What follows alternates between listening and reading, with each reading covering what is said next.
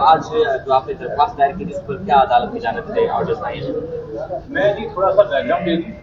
Doctor مہارن Baloch جو ہیں ان کو ٹائم میگزین کی جانب سے دنیا کے 100 انفلوئنشل ترین نیکسٹ جنریشن لیڈرس کے اندر نامزد کیا گیا. اس حوالے سے ان کو مدعو کیا گیا. یہ میرے خیال میں ہمارے ملک کے لیے اعزاز کی بات ہونی چاہیے تھی کہ ہمارے یہاں اتنا ماشاء اللہ یوتھ میں لیڈرشپ پوٹینشیل ہے جس کو گلوبلی ریکگنائز کیا جا رہا ہے. 7 اکتوبر کو یہ ٹریول کر رہی تھی. اسکیجول فلائٹ کی ویلڈ ٹکٹ ویلڈ ویزا تھا.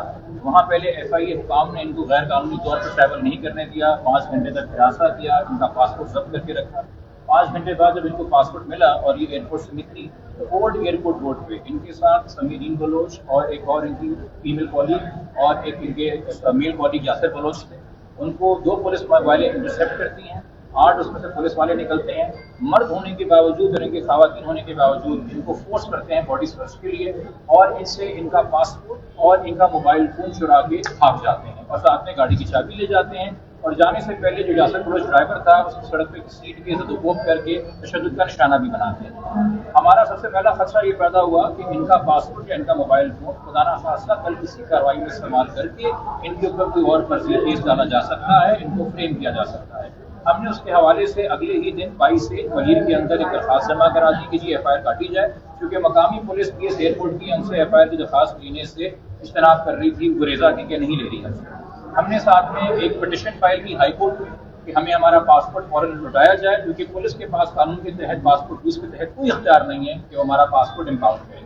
شاید چونکہ ہم قانونی چارہ جوئی کر رہے تھے عدالت سے رجوع کر رہے تھے یہ بات شاید ملیر پولیس کو پسند نہیں آئی اور ملیر پولیس نے 11 اکتوبر کو ایک اور فرضی ایف آئی آر ڈاکٹر مہارن کے خلاف کاٹی کہ جی شام 6 بجے سے شام 7 بجے تک مہارن بلوچ صاحبہ جو ہیں ملیر میں سڑکوں پہ لوگوں کو گرگلا رہی تھی اور ریاست مخالف یا ملک مخالف جو ہے وہ نعرے بازی ہو رہی تھی اور لوگوں کو ترغیب دینے کی دہشت کرتی تھی. جبکہ 11 اکتوبر کو ملیر کی وہ گلی کیا پورے ملیر میں نہیں کراچی ساؤتھ ڈسٹرکٹ کے اندر میرے ساتھ میرے فہد حسین صاحب ہیں جس کے ہمارے ساتھ وکیل بھی ہیں. ان کے چیمبر میں 5 بجے سے لے کے 7:15 بجے تک مہارن بلوچ موجود تھی. اس کا سی سی ٹی وی فوٹیج بھی موجود ہے. اس کا ایویڈنس بھی موجود ہے.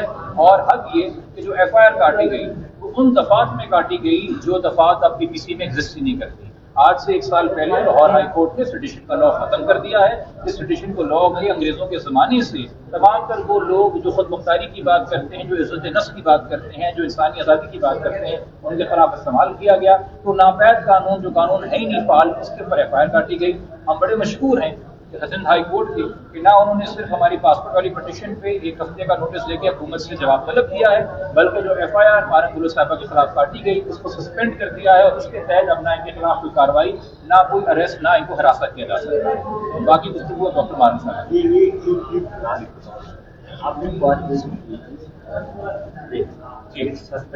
دیکھیے کوشمنٹ ہوتی ہے کہ آپ ایف آئی آر ختم کر دیں مگر وہ تو آپ کو پتا ہے سرکار کی اجرا سننے کے بعد نوٹس کے بعد ہی ہوگا.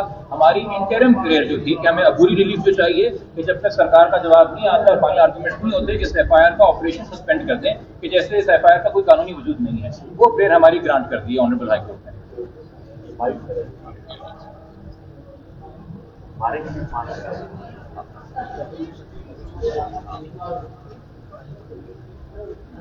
سب سے پہلے تو سندھ ہائی کورٹ کا میں شکر گزار ہوں کہ انہوں نے میری اپلیکیشن پہ میرے پٹیشن پہ فوری طور پر فیصلہ لیا. جو ایک انلیگل ایف آئی آر درج کی گئی تھی اس کا مقصد صرف اور صرف جو ہیومن رائٹ ایکٹیوسٹ ہے ان کو ڈرانا تھا دھمکانا تھا اور جو قانون جس کو حفاظت دینا چاہیے شہریوں کو اسی قانون کو استعمال کرنا تھا.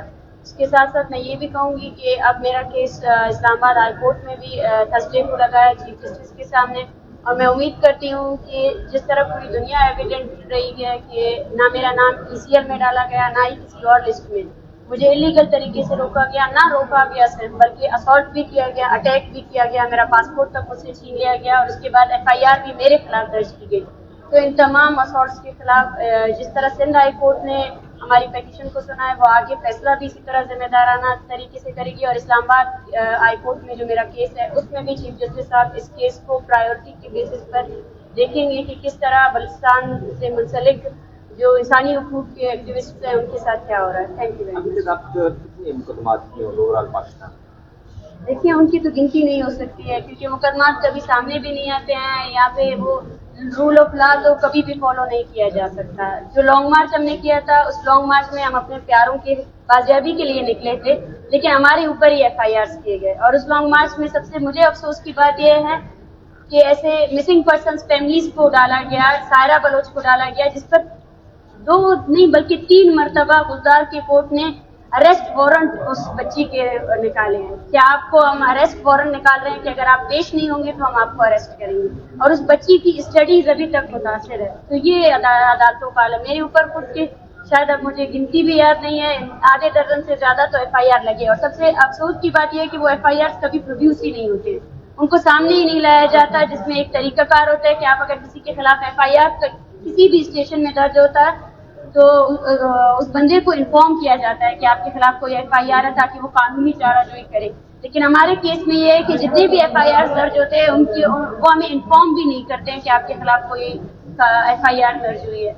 तो हम इस चीज़ को अभी भी चैलेंज कर रहे हैं। और मुझे अफसोस के साथ ये कहना पड़ता है कि ग्वादर में जो राजी मुच्छी के दौरान हमारा नेगोशिएशंस हुए थे गवर्नमेंट ऑफ बलूचिस्तान के साथ, उन नेगोशिएशंस को मुकम्मल तौर पर गवर्नमेंट ऑफ बलूचिस्तान ने तोड़ दिया है, जिसमें जितने भी लोग थे जिनका नोटिफिकेशन जारी किया गया था कि FIR क्वाश की जाएंगी, खत्म की जाएंगी, लेकिन अभी उन लोगों को अरेस्ट वारंट्स भी मिल रहे हैं। अच्छा, आप क्या समझते हैं कि सिंध हुकूमत ही बलूचिस्तान हुकूमत के नक्शे कदम पर चल रही है, और जो कुछ आपके साथ हुआ एयरपोर्ट पे और उसके बाद जो FIR हुई है, आप क्या समझते हैं कि दोनों हुकूमतों का एक ही लाहेअमल है? देखिए, मेरे ख्याल से ना यहाँ पे सिंध हुकूमत है, ना ही यहाँ पे बलूचिस्तान हुकूमत है। यहाँ पे एक ही चीज है जो हुकूमत कर रही है, और वो हम सबको पता है कि वो कौन है। पाकिस्तान की फौज है और मिलिट्री है। यहाँ पे सिर्फ नाम बदल हो सकते हैं गवर्नमेंट्स के, लेकिन हुकूमत सिर्फ वही कर रही है। आप कल जो वाक़या हुआ है कराची प्रेस क्लब के बाहर रवाजानी मार्च का, आपके ऐसे प्रोसेस से बहुत गुजरी है और दर्द भी महसूस किया होगा। कल आपने ये तमाम मनाजर आपने देखे, आप उसके बाद क्या इसके अंदर क्या?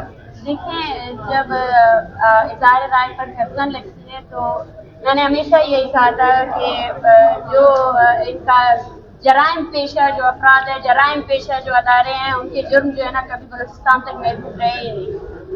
वो हर सूबे में मौजूद है। और जो कल हुआ वो फाशिज्म थी मेरे ख्याल से, क्योंकि एक तरफ